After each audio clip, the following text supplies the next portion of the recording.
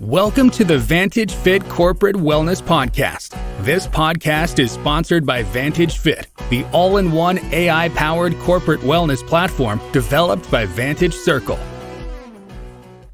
Hello and welcome to another edition of the Vantage Fit Corporate Wellness Podcast.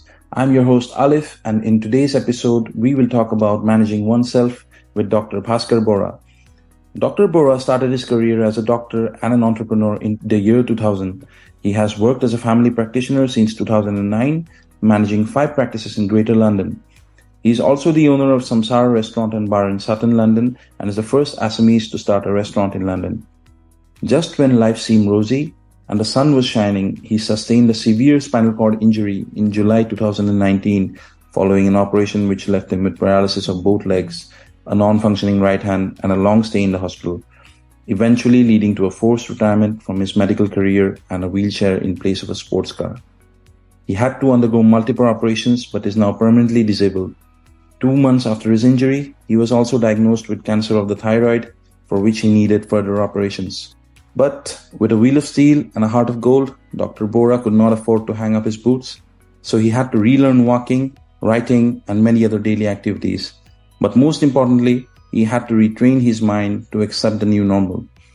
Now he is a best-selling author, motivational speaker, and painter, and he still oversees his businesses with support from his family. Welcome to the show, Dr. Bora. Oh, hi, Alif. Hi. How are you? Good afternoon. I'm doing good. How are you? Yes, I'm good. Thank you so much for joining our podcast today and giving us our insights on managing oneself, the topic that we have chosen for this podcast. It's my honor and privilege to be talking with you on this podcast, and I hope people who listen to it find it useful. Yes, thank you so much. And before we begin, would you like to tell us how a typical day of work is like in your life? Well, life has changed a bit since I had my spinal cord injury, but before that, practicing as a full-fledged doctor, running 5 practices in London, as well as a restaurant and a couple of other businesses. So it was full on. Yes. It was very busy, and I used to leave for work at 7 a.m. in the morning and sometimes not reach home till 1 a.m. in the morning. That, of course, wasn't a very healthy work balance. Mm-hmm. And it was only because of a very understanding wife and family that I could survive. But at the same time, I think it is because I worked hard during that time and accumulated a bit of wealth at that time. The fact that I have not been able to work for the last 3.5 years, I'm still surviving, or my family is able to still maintain a decent lifestyle. So, yeah, I was saying, I told about how my life was before the accident, but after the accident, I'm unfortunately not able to do a proper job. I'm on medical retirement from my medical practice, but I'm still keeping quite busy by working remotely. And I mentor quite a few startups and other people, and I'm setting up my own startup in India, which I'm remotely monitoring from the UK, the educational startup. And I'm also running the restaurant more or less remotely and being involved in some educational stuff. I'm also doing a course, a master's in psychology. That's great. Yeah, all of that is keeping me quite busy, although it's a different type of work to what I was doing. And most importantly, I am quite involved with writing, and I do a lot of motivational speaking, and I get invited to various platforms to speak on different topics. So that's what keeps me busy now. Your story is nothing short of exceptional, Bhaskar, and you are an inspiration to most of us. And obviously, we are honored to have you today with us. And definitely, we will talk more about your story and your book as well. You have written a book, The Second Chance of Life. So we'll get in detail about that later on in the podcast. So thank you once again, Bhaskar. Thank you. So you have mentioned, been entangled in a lot of issues in life, and not just, negative issues. You have also consciously been involved in many things, many ventures, many aspects of your life that you wish to, succeed in. And in such a scenario, right, the importance of managing yourself, right? Yes. So what would you say to our listeners, or why is it important to manage oneself? You see, management per se means coming up with solutions. We all know that there are problems of whatever kind, and most of us are able to identify the problems. But when we talk about managers or management, it means that we try and come up with solutions to those problems, either by one person, as an individual, or as a team. Yes. Now, in order to be able to manage others and in order to be able to solve these problems, it is quite important that we manage ourselves first. And by managing ourselves, that means that we maintain certain disciplines, certain ethics, and we also have a certain attitude towards life and towards work and all, which will not only help in optimizing our productivity, but will also help in growing others along with yourself. So that's why managing oneself is very, very important. It is very important to know that there are certain things around us that we can't change, and there are certain things that we can change. Say, for example, I cannot control whether there is going to be an earthquake in the next moment, or if I'm crossing the road, somebody is going to come and hit me. But what I can do is I can change my attitude towards the things around me, towards the people around me, or I can take certain precautions and plan certain things. So it is important that we focus our energy on managing those things that can be changed with a positive difference, than to focus our energy on negative things that we cannot even control, because that can only lead on to reduced productivity and even mental health issues like depression, frustration, and others. Yes. You mentioned, the importance of managing yourself, especially two aspects of it, like depression and anxiety, those things. In two aspects, they are very important. That is physical and mental health. So people mostly, they lack the know-how, how to, go about their physical health, how to go about their mental health. And mental health is more of a, it is disregarded in many aspects. It is disregarded in many corners of the world, in many societies. But slowly and steadily, mental health is coming in the forefront, and people are recognizing the importance of mental health as well. Also, the interrelation between physical health and mental health is also very important, wouldn't you say? Yes, absolutely. Yeah. So how would you say a person can manage their mental and physical health in today's world? Right. First of all, it is very important to understand the importance of both of them. And just like our brain maintains our bodily functions, because that is the kind of control system. So similarly, mental health regulates our physical health as well. Unfortunately, all this time, and still, although there is some progress, there's still a lot of stigma about discussing about mental health. Both in the society, and it is quite gender specific as well. Especially males find it quite difficult to talk about mental health because it is taken as a sign of weakness. Yes. And sometimes it is taken negatively by employers as well. It can affect your career development and sort of things. And sometimes people get ridiculed if they talk about mental health issues. Thankfully, more and more people are beginning to understand about these things.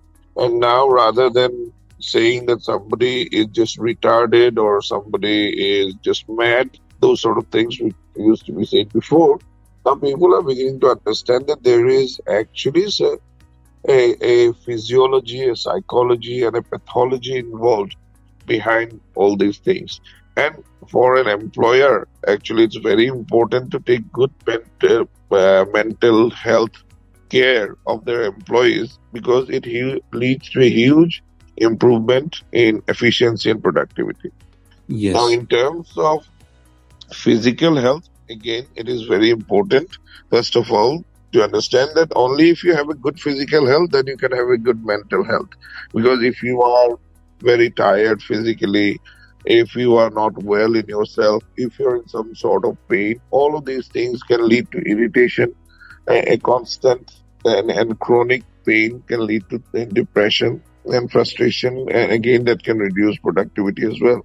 So there are certain things which we can do. One of the important thing is to maintain a regular timing, which is not always possible, but as much as we can do, that is something I have learned in the West about being punctual, being able to take shut off or shut down from work when we can. Now that has those boundaries become blurred as you get more and more senior.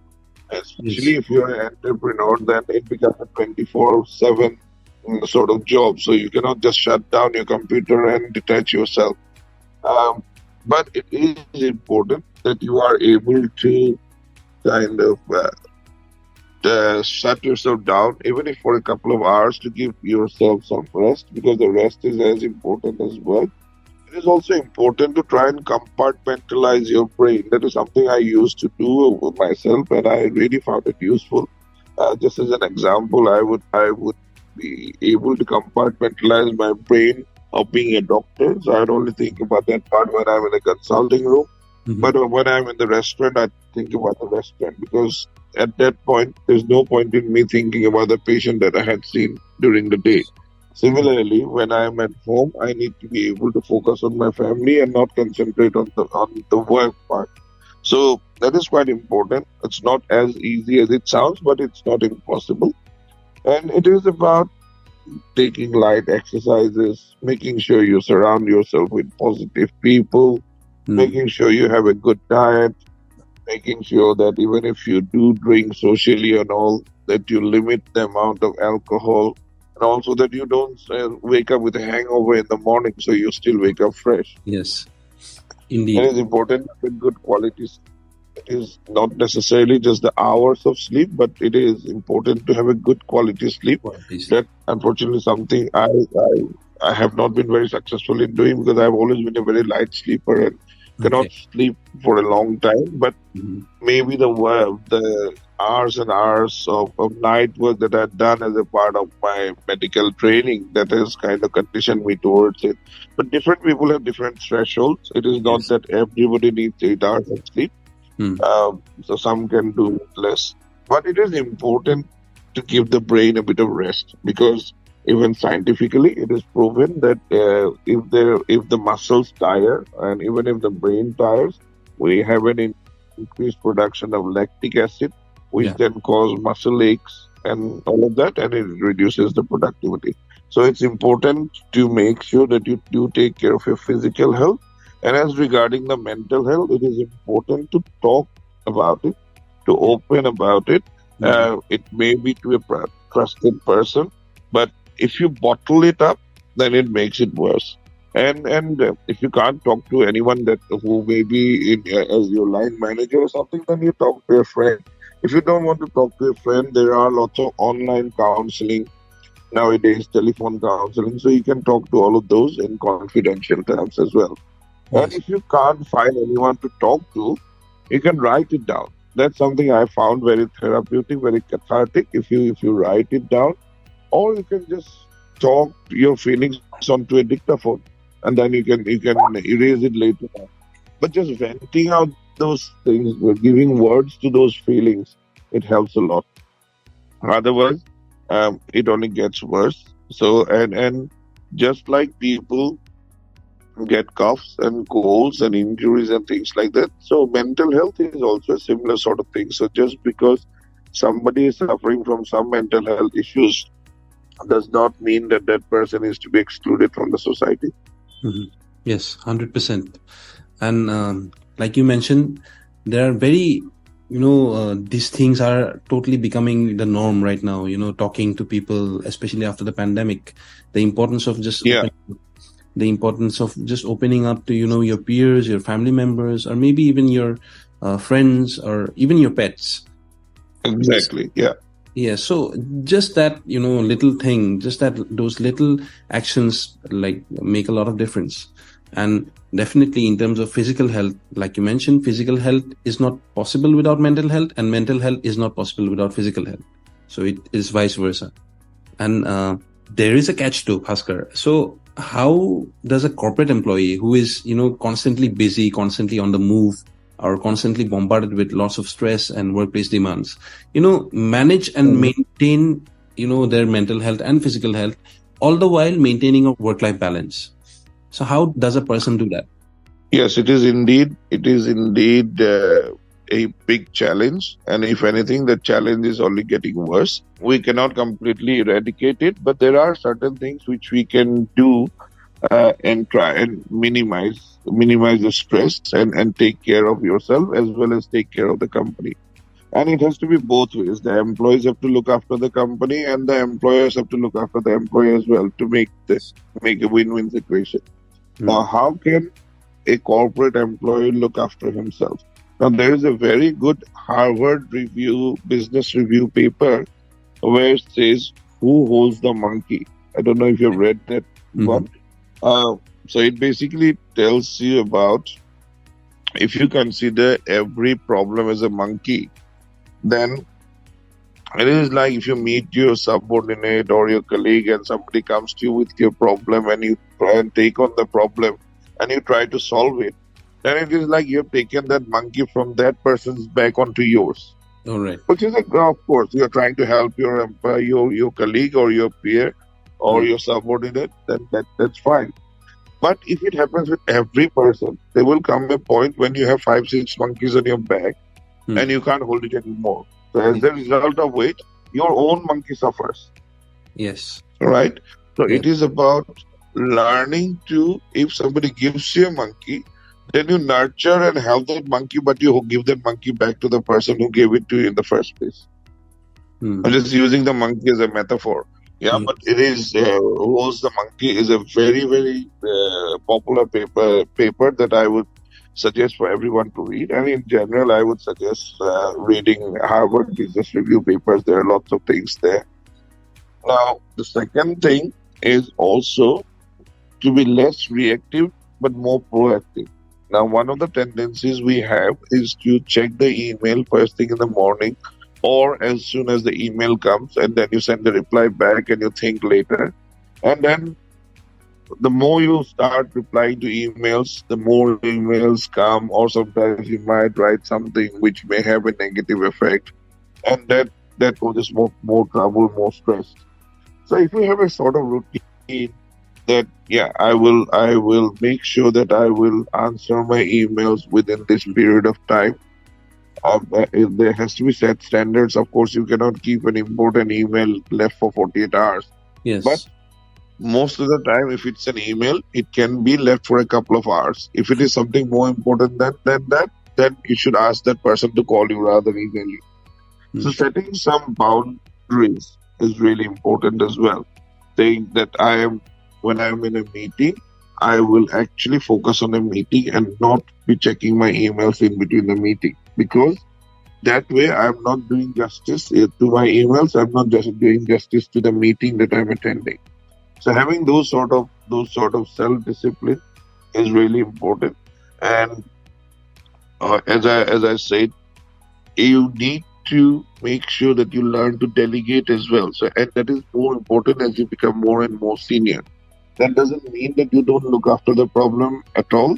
But if someone is paid, say for example, someone is paid a 5 lakh package, and that person has got 3-4 people reporting to him. And if that person ends up writing clerical reports, then that's not a good use of his time. Neither is a good use of his managerial resources, right? So it is important to be able to delegate that. Yes, I would give this to my juniors or my subordinates to do this job. But yes, I will oversee it and make sure that they get reported to me within a stipulated period of time, and I'll do the quality assurance check. So those sort of things are really, really important. But many people are not able to do that for 2 reasons. One is because They don't want to give up the control, because control is a big issue. If you talk to anyone, they will say, no, I don't have control issues. But Yeah. we all have control issues. Yeah. And the second thing is the ego.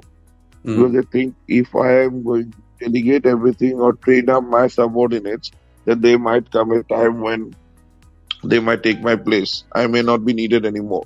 Yes. Now that sort of insecurity leads on to ego issues.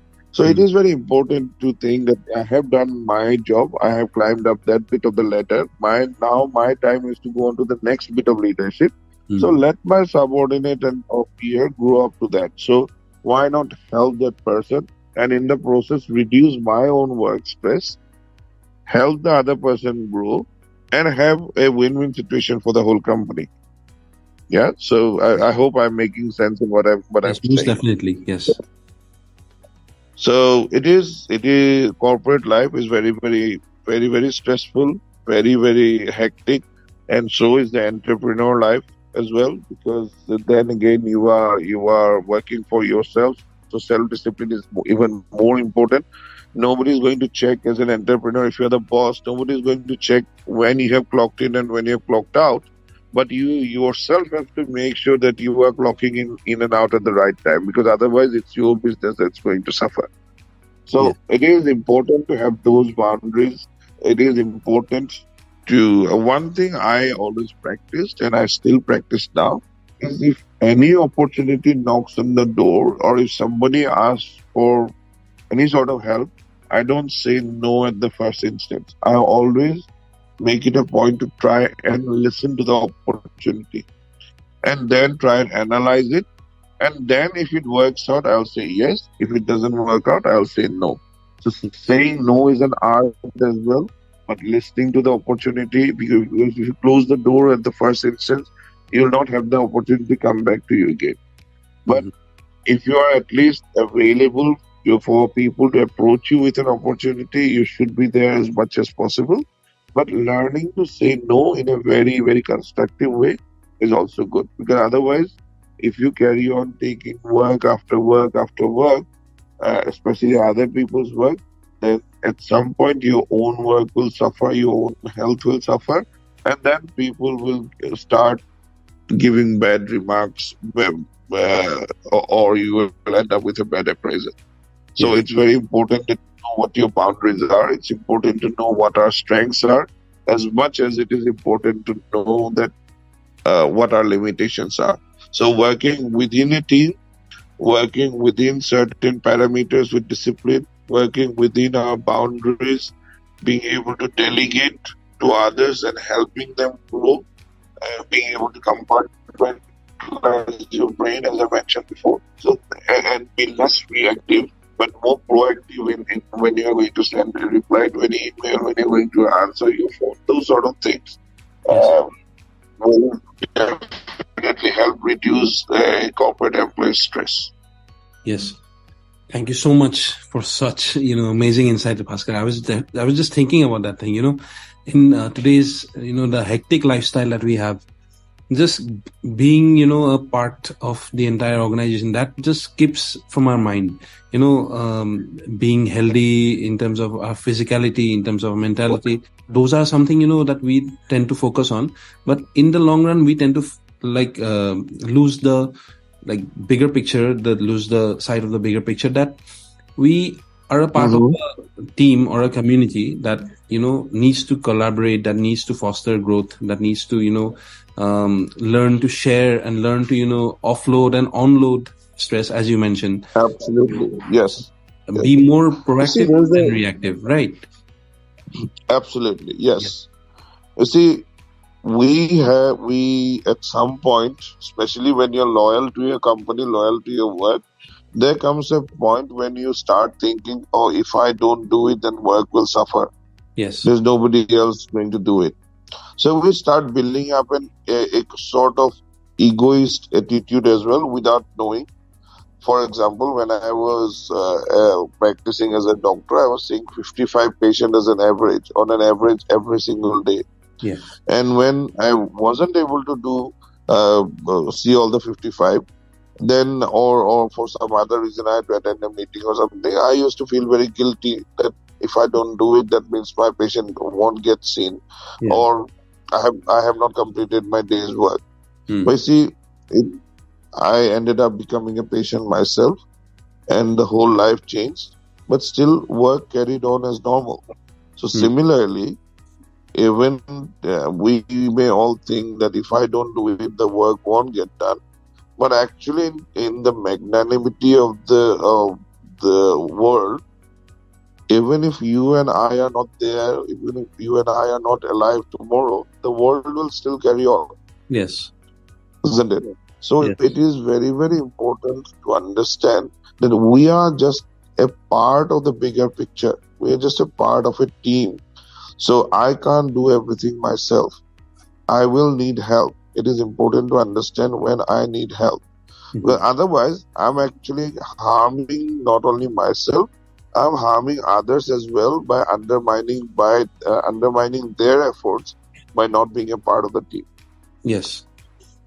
And being a part of the bigger picture, that correlates to our overall wellness as well, because it is right now being touted as one of the most important aspects of wellness, that is spiritual wellness.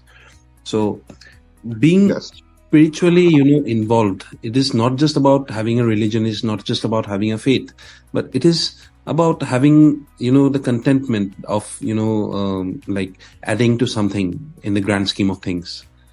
It is about being cared for. It is about taken care of. It is about caring for someone, and it is surely becoming one of the most hot topics of the year. And what is your take on that? You see, when people talk about spirituality, many people think it is just a cliche, right? So what is the spirituality? Spirituality doesn't mean that you are wearing a saffron robe and sitting in the middle of the jungle or on the Himalaya, giving up your family and career and everything. No. Spirituality means, as you say, the contentment. It is about having the deeper thoughts, the deeper understanding of what it is all about. And it also means having a sort of emotional evolution, that you rise above and beyond the mundane activities of daily life, right? It is about finding a purpose of your existence as to why am I here? What is my role? It doesn't mean that I will not earn money from tomorrow. I still have to earn, because that's a part of my existence. I still have to make sure that I earn and I provide for my family. But if I do it in an ethical way, right? So that is spirituality. If I make sure that whatever I do is not just for the profit, but it is also for the people and the planet, that is also a form of spirituality. So if I'm able to reduce my wants and just keep myself to the needs, that is also a form of enhancement, right? So it is not about why do I need to have a crocodile skin handbag, for example? Why do I need a snake skin something? That's a want, right? But in the process, I'm harming the planet, I'm harming the animal kingdom and all sorts of things. But if I can content myself with something which will do the thing, but will still complete the purpose, then I know I am happy, the other person is happy, it is reduce the carbon footprint. That is also a form of spirituality. Yes. Now, one thing I say and I try and practice is that if you get to do what you love, then it's brilliant. You then a very, very lucky person. Yes. Say, for example, somebody loves painting and they have become a professional painter. Somebody loves singing, they have become a professional singer. But that doesn't happen to everyone. Yes. So what is more important is to love what you do. It's not about getting to do what you love. It is about loving what you get to do. That is also spirituality, and that then fills you up with blissfulness, because then it does not remain work. Then it becomes your vocation, right?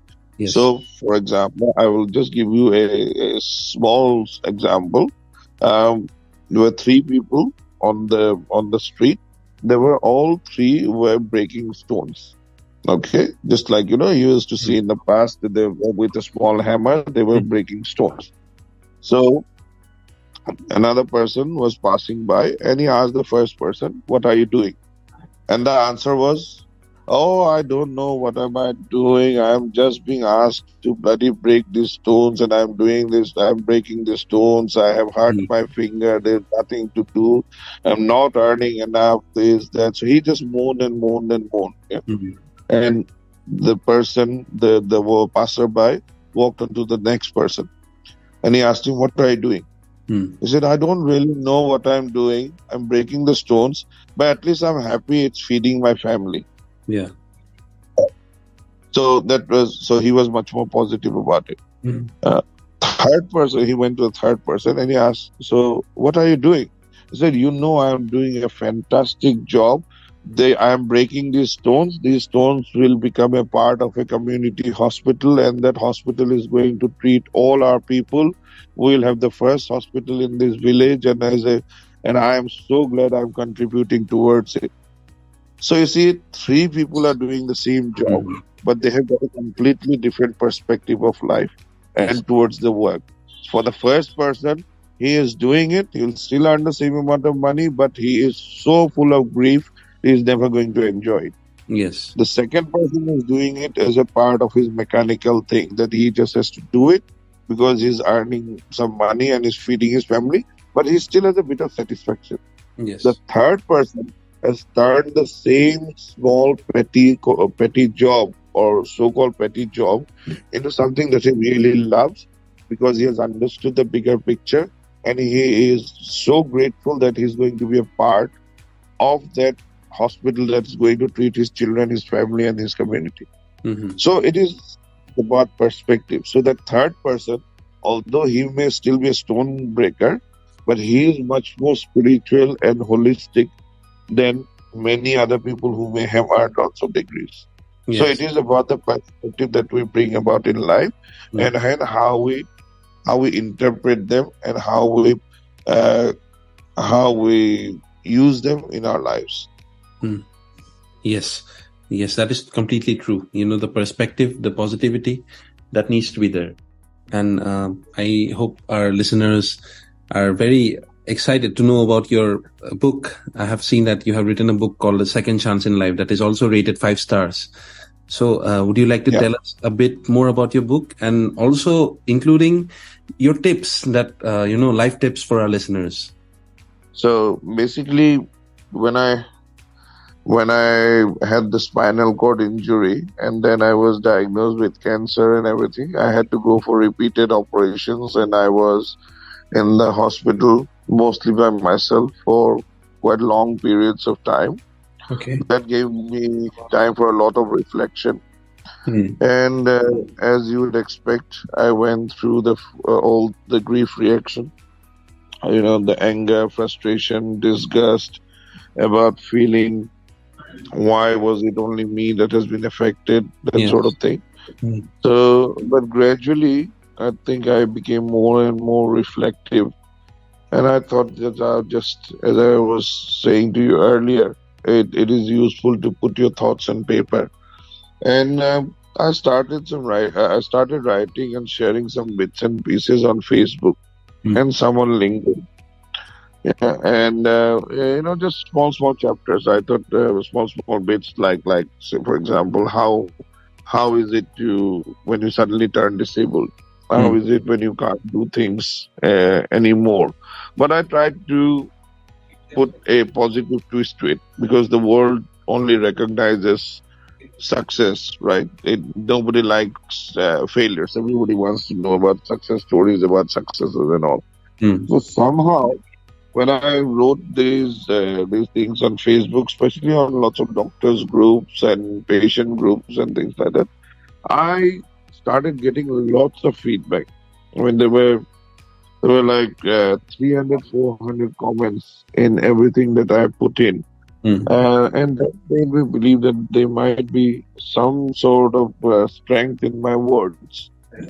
And then I started getting some very nice, very strange feedback, not just on Facebook, but on Messenger and things like that as well. Yes. And I remember one day as I had just landed back in Heathrow Hmm. after 2 months in Kerala, where I was admitted for Ayurvedic rehabilitation. Hmm. And then there was this girl, was a lady doctor. I've never met her.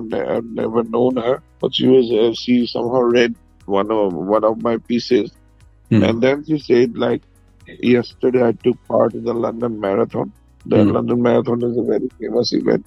Yes. Yesterday I took part in the marathon, and just when there were about 3 miles to go, I just wanted to give up because my body won't take it anymore. Well, at that point, I remembered your writing, Hmm. and there you are. You can't even walk, and I have been given the privilege to run, and I'm giving up. So I tried my best, and I eventually completed the marathon. So I want to dedicate my medal to you. Hmm. And it was so touching, so moving that my words has had such a big impact on her. Yes. So maybe I should try writing more. And also during when I was admitted to the hospital that I finished my MBA, Hmm. because I needed to do something to keep myself busy. I just finished a 15,000 word dissertation. So thinking about writing a book which would be at least 45,000, 50,000 words, I mean, it just sounded impossible. But when people said you should write more, you should really not try and heal yourself, but heal others as well. Hmm. So then I started writing. I was through LinkedIn. I met some people, and I was assigned an editor for the book. So she helped me in kind of saying which chapter should go where. So and as I was writing, so she helped me with the editing of the book as well. And what seemed like an impossible task, actually within about 3.5 months or so, the whole book was finished Hmm. because I was just about myself, and me especially being from a science background, I was not too worried about grammar and Hmm. literature and all of that. So I just kept writing. Yes. So I wrote, and then we designed the cover page, and then basically we released it on Amazon. And I saw that within a short period of time, I received very good feedback. I tried to do some organic marketing. And in fact, initially when the book started showing some promise, I had launched my own website as well and started getting quite a lot of visitors. Hmm. I got a bit greedy at that time, and I thought I should really put some PR into it, and Yeah. I was offered, but Facebook only one guy came and offered to do PR, so I actually got a bit scammed, Hmm. trying to make it popular too soon. So at that point, I thought, no, let it take its own course. Yeah. So I will just continue writing, and I will just do whatever I can for the book. And Hmm. then when I stopped chasing it, then the book started doing even better. Yeah. And then by grace of God, it became a bestseller in 6 categories on Amazon in various countries, including in the UK. Hmm. And it received a huge amount of feedback. And from that book, I started getting invitations for various talks on podcast, remotely, in Hmm. person, all of that. And in fact, this time I'm in India primarily for those talks. I have done 6 talks in different universities and different platforms. Hmm. It's a blessing to be talking with you today as well, through which many people will hear about me. And basically, I'm just trying to see if I can not just heal myself, but heal some other people on the way, along the way, and also create some awareness about disability and about cancer, and with the message that just becoming disabled doesn't mean that that's the end of your life. So and also that whatever the universe throws at us, we cannot control, but how we react to those curveballs Yeah. define who we are. Yeah. So that was primarily about the book, and this book has now been translated into Assamese and was released during the Guwahati Book Fair. and I'm told that about 500 copies got sold within the first 2 weeks.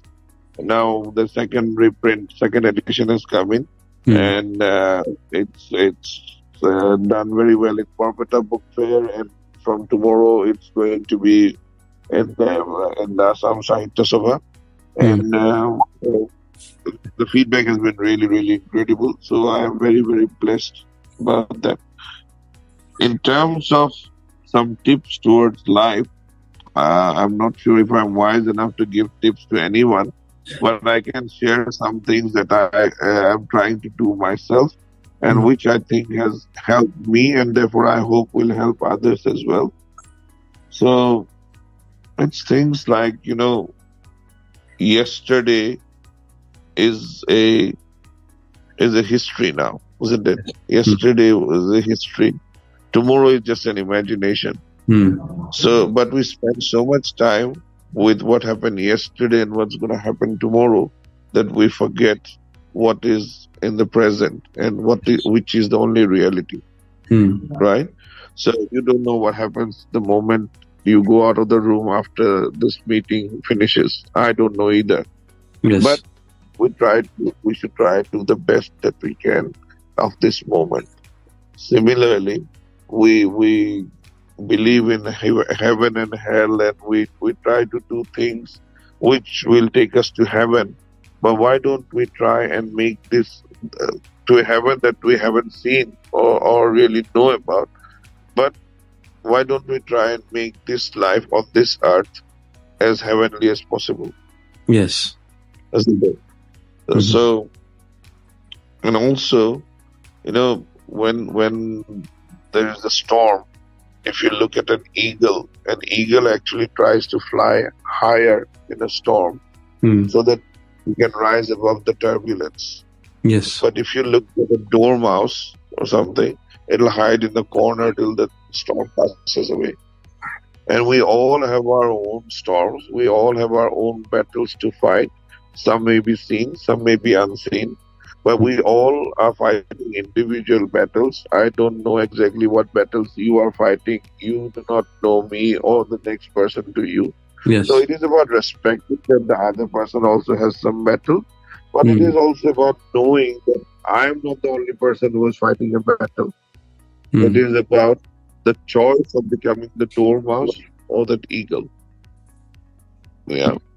Yes. So I think those are quite important things. As I mentioned about trying to be blissful and trying to find something positive in what we have.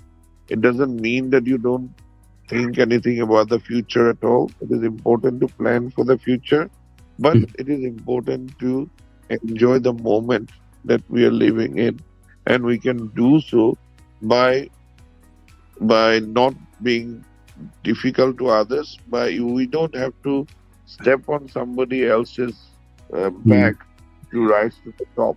This world has got enough opportunities, and this world has got enough scope for that person to develop and for me to develop as well. So our fight should not be against others. Our fight should be with ourselves in how we try to make ourselves a better person today than what I was yesterday. If we can do that, that is about managing ourselves. That is about winning our own battle. And if possible, try to help others in winning their battle as well. And if we don't chase the money, if we don't chase fame, they will come by itself. We just need to carry on doing what we are doing and try to be the best and do the best. Yes. Thank you so much, Bhaskar. What can I say? It has been nothing short of, therapeutic for me. It has been very inspirational for me as well. I'm sure our listeners will have an amazing time listening to your podcast, your view of life, your view on many things that we talked about. It has been an absolute honor for you to have joined us today. And thank you so much, Bhaskar. Have a great day. And lastly, congratulations on the success of your book. I am sure you will face bigger success, and many people will start learning about, the importance of managing themselves, the awareness of cancer, and also, what needs to be done when such a big mountain falls over your shoulders? Sometimes Yes. sometimes it needs a calamity to find out how resilient you are. Yes. So it is actually my second chance in life. So I'm trying to do the best I can. The book is available on the English version of the book is available on Amazon and Flipkart as of now.